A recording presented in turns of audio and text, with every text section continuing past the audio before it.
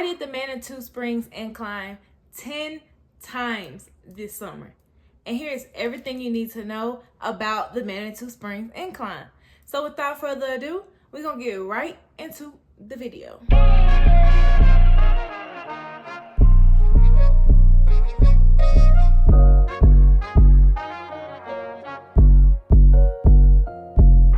Hey y'all, it's your girl Maya Simone, and I am back with another video. One of my goals this year was to do the Manitou Incline 10 times. That was one of my goals that I put up for myself for the beginning of the year. And y'all, here we are, 10 times later. I've done it, I've finished it, I've completed it, and I'm alive. So if you haven't heard anything about the Manitou Springs Incline, or if you are interested in doing it, you want to challenge yourself and push yourself, here you go. I'm finna give it to you plain, everything you need to know before you go, going up, and after you come back down. First things first, the Manitou Incline is 2,768 steps up the side of a mountain. You can see it from a distance. You can see it driving up.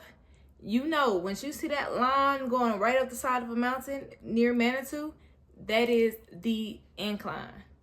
Not only is it 2,768 steps, but in just 0.8 of a mile, you gain over 2,000 feet of elevation in 0.8 of a mile. Not even a full mile. It is known as one of the hardest hikes in the U.S.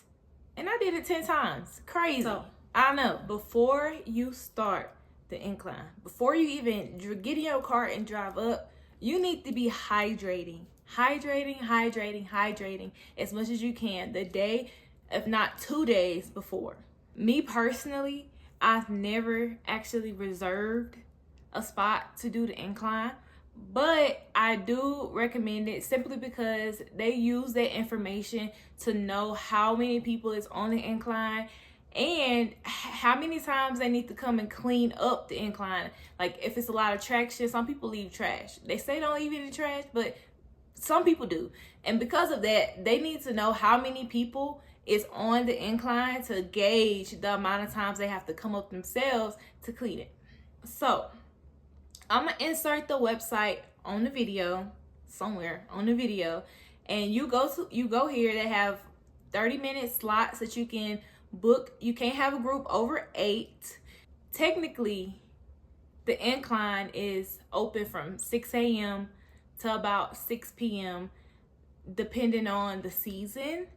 You can go a lot earlier than 6 a.m. if that's something that you are interested in, and you may not need to reserve a spot or anything. I just want to let y'all know that it does get extremely crowded on the weekends. I personally prefer to do it during the week, Mondays, Tuesdays. I did it for the first time during this time in the evening, and I enjoyed that as well. So yeah, it does get crowded. So if you go on a Saturday morning, expect to see a bunch of people, and please make sure that you reserve a time. You don't have to go in that time. You can just go whenever you go. It's nobody standing at the front of the incline checking and stopping you. You just go whenever you go. To do the actual incline, it is free, but parking is not free at all in Manitou Springs. Anywhere that you park, you have to pay for parking. Like, this is bottom line. You have to pay for parking. If you don't pay for parking, you might end up getting a ticket. You can park at the parking lot that's across from Memorial Park, which is a little further away from the actual incline. They do have a shuttle, a free shuttle that will pick you up from their parking lot and take you straight up to the top of the incline. So that's normally what I do because it's a lot cheaper to park at their parking lot down below. You park down there, they'll hop on a shuttle and take you up to the top of the incline. You can park closer by the restaurant that's up there. They do allow hikers to park, but it's cost a little bit more and you have to have cash. They do have an ATM. So it's like $15 cash. You can put it in the ATM, but those spots are very limited, so they fill up really, really fast. Of course, many of you may know this and many of you may not know this, but parking is a lot cheaper on the weekends. I mean, it's a lot cheaper during the week than it is on the weekends. So if you go on the weekday, parking should range depending on how long it takes you to do the incline. So if it takes you 3-4 hours to do the incline, sometimes 6 hours, it may range anywhere from $5. I paid as cheap as $5 for 3 hours up to $20 for 6 hours. And it's always one price at the restaurant parking. It's always $15. But again, those spots are very limited. So if you don't get there early, 10 times out of 10, you might not get a spot. So back to the shuttle. The shuttle starts picking up at 6 a.m. and it runs to about 8:30 at night. That's the last pickup from the incline that it will run.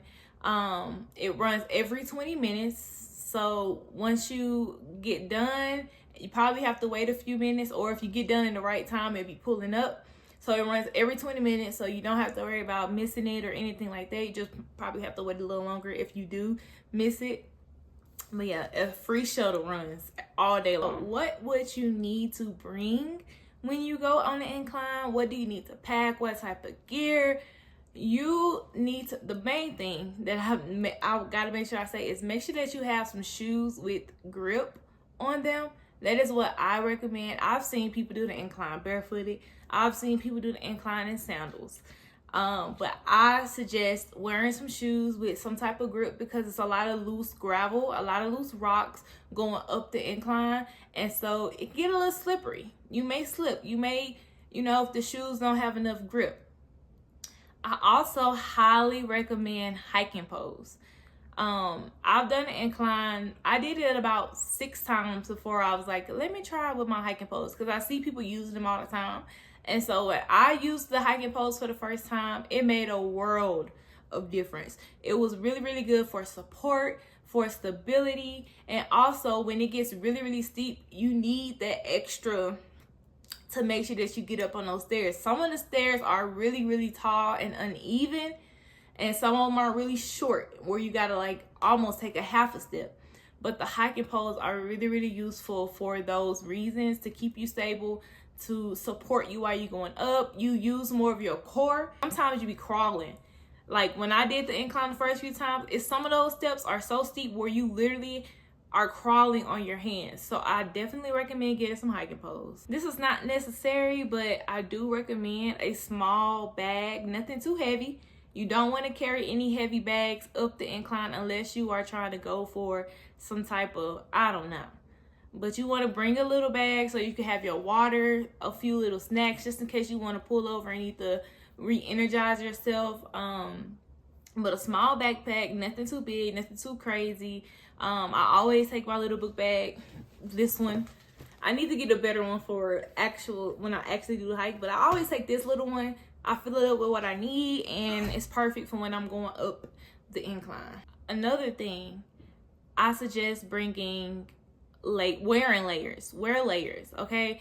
You don't necessarily have to do it in the summer because it's always hot or warm, but when it gets to the colder months, wear layers, because even though you heat up going up the incline, when you get to a higher elevation, it gets a little cooler, a little colder, so you might want to have something to put on, or if the sun, to protect you from the sun. I wear layers.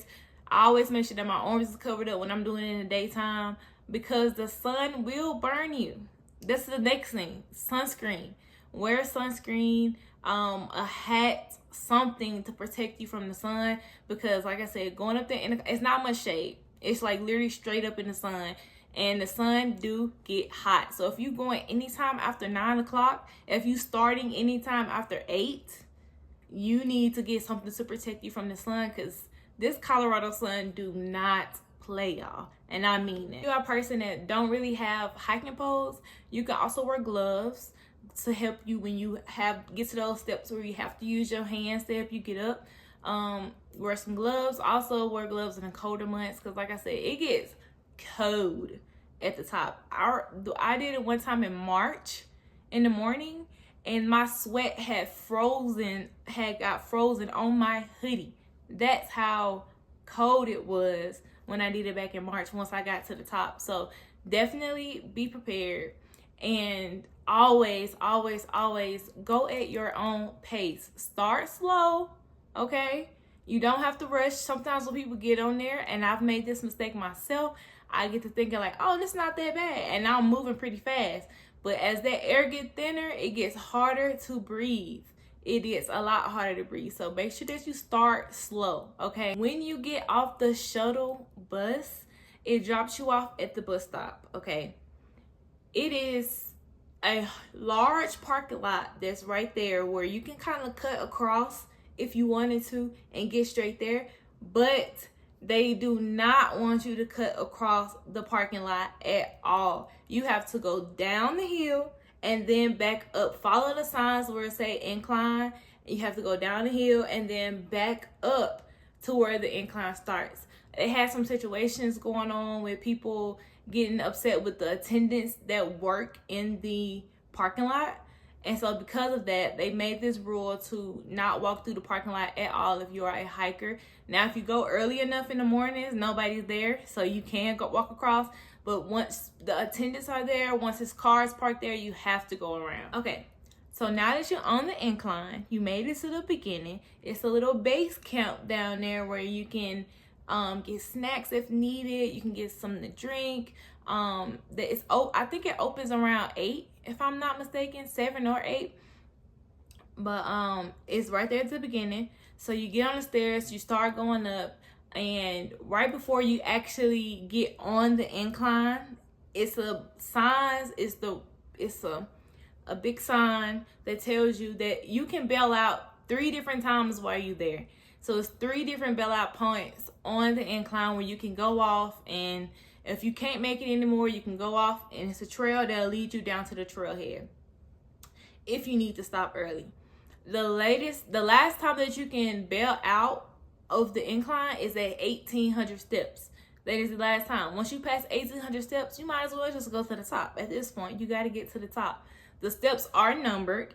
I think they're numbered by 100. So like every 100 steps, it will have a number on there to let you know, let you keep track. Like I mentioned earlier, go at your own pace. I'm telling you, you don't want to be trying to keep up with the person next to you, or you don't want to try to catch up with somebody in front of you.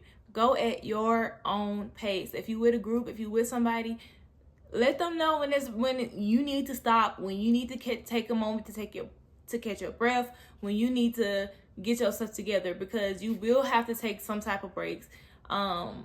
Especially starting off, you have to get acclimated to the elevation if you're not originally from Colorado.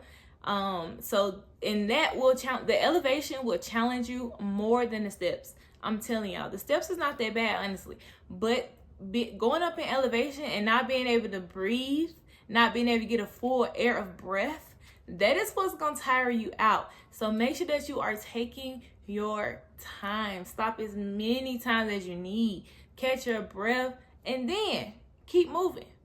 One thing that I do that helps me while I'm on the incline is I count 20 steps at a time, and then I take a break. Then I do 20 more steps, and then I take a break. And then I do 20 more steps, and then I take a break. But I'm definitely making sure that I'm paying attention to my breathing. I'm paying attention to how I'm feeling, my heart rate, and all of those things, because it really does matter, and they really do make a difference. I want to say around maybe 15 to 1,600 steps till about 2,000. That's when the stairs get a little rocky. Okay, they get real uneven, real steep. That's when you be crawling the most. That's probably where you will take the most breaks, because it gets a little hectic between that time. And also there is a false summit. The false summit is real. If you don't know what they mean, as you going up, if you looking up as you going up, it looks like you're getting close to the top. But no, you're not getting closer to the top. Some of the stairs, once you pass the threshold of the false incline, the false summit, then you will see the actual summit. But as you're going up, that is not the top. And some people get discouraged when they make it up there and they're like, oh my God, I still got more steps. After you pass the false summit, you have at least 400 more steps that you got to climb. So I just want to make sure that I prepare y'all for that, because didn't nobody tell me. Didn't nobody tell me about the fall summit. I'm new to Colorado. I have my very first time, I had only been in Colorado for about a month and a half when I went up the incline for the first time. Nobody told me about the fall summit, y'all. I am trying to walk up. I'm thinking I'm headed to the top. I'm getting up there. I'm getting closer, and it's a whole bunch of more steps. It is a whole bunch of more steps. Okay, you made it to the top. Congratulations. It is such a big accomplishment to make it to the top of the incline. Like, it is not easy. It's even signs that's letting you know on the way up that this is not a walk in the park. Like, climbing an incline is really, really challenging. So when you make it to the top, make sure that you take your pictures. Take as many pictures as you need. It's always a great community of people that's on the incline. They are very supportive. They will push you and motivate you along the way. The people that's coming up, the people that's coming down. And they will even take your pictures for you at the top if you need somebody to take your pictures. Just ask. Don't be shy to ask somebody to take your pictures, because everybody is proud of you for finishing. Me personally, I take my tripod because I like my pictures to be taken a certain way. And I'm going to set my tripod up and I'm going to take my pictures as many as I need to every single time that I go. Okay, time for the decline. Coming down the incline. Now, they recommend going down the bar trail, which is 3.5 miles down. It's safer for your knees, but it takes you a little longer to get down, because like I said, it's 0.8 of a mile up, but it's 3.5 miles back down to the bottom of bar trail. It's about moderate. It's a moderate difficulty in my opinion. The rocks is super. It's a lot of loose gravel. A lot of different terrains. It's a bunch of switchbacks. So just make sure that you're being careful and you take your time. And if you bring the hiking poles that I recommended at the beginning, they are very useful for going down the bar trail in the end, because I'm not gonna lie, I fell a few times going down the bar trail. Have the option of going down the bar trail, or you can go back down the stairs. Like I said, they recommend the bar trail. They don't recommend going back down the stairs, but of course people do it anyway. I had to build up the courage to actually go back down the stairs. And once I went back down the stairs and I realized how easy it is to just take your time and go back down the stairs, I hated going down the bar trail, because it takes a long time, honestly. You do have a risk of slipping, but take your time. Just go slow. Like, you don't have to. I see people run down down the incline all the time. They go up, then they run down. But you don't have to. If you go one step at a time, if you take your time and go as slow as possible and be very careful, you won't have any problems with falling or anything like that. But to me, it feels more stable going down the incline than it does going down the bar trail, because the bar trail has a lot of it's too much. I must say, going down the stairs will have your quads burning so sore. For going up the incline is already a real leg workout, but going up and then back down, your quads, your hamstrings, they're gonna be so sore. So you got to make sure that you are stretching before, and most importantly stretching after, and continuously stretching your muscles out, because you definitely gonna feel it. Okay, make sure that you bring more water than you think you need, because like I said, the elevation gonna take you out. Bring more water. Hydrate. Make sure that you check the weather before you go. Make sure that it's not raining or lightning, because lightning is scary in that elevation. It is. So make sure that you check the weather before you go. And like I mentioned earlier, don't bring any heavy bags, no heavy luggage. It's possible. You can do it. You can do it with a heavy bag. I've seen women climb the incline with babies on their back. It's 100% possible. But it just will slow you down. It will. So for my own personal experience with doing this incline 10 times this summer, I have gained a lot. Like, I got a stronger sense of self, you know. I know with my heart, and I believe it to be true, that I can do hard things. And this just proved it for me. Being able to do this not once, not twice, but 10 different times, it really just altered something in my brain a little bit. Because the very first time I did the incline, I told myself, I'm never doing this again. I said, I'm never doing this again. And then look at me now. Literally 10 times later in one summer. It's crazy. So I personally enjoy taking a bunch of first timers up the incline. Not only that, my 7-year-old niece did the incline with me. One of those times I was able to get my partner up the incline, a few of my friends up the incline, and for the first time ever, I also was able to do it solo. Normally I'm like, I have to have somebody with me, but I went a few times by myself, and every time I do something that I think I can't do it, and I prove to myself that it can be done, I could just keep doing it over and over again. Like going back down the incline. I was so scared to go back down the incline. I'm like, no, I'm gonna take the bar truck every single time. And it wasn't until I went down the incline and I realized, oh, it's not that bad for me to go down, that I continued to go back down the incline. So I had such a amazing time on this journey of me pushing myself and proving to myself and showing myself that I can do hard things. It was very emotional some of those times for me. Some of those days I didn't feel like going, but I knew I had a goal to reach, and I did it. So I always clap it up for myself. I always gonna pat myself on the back, because literally being able to say that you've done the incline even once is an amazing thing to say. So to say that I was able to do it 10 times in one summer is crazy. Now, next time I might push myself even harder. I may do it 20 times, 30 times. I don't know, because I know that I can do it 10 times in one summer.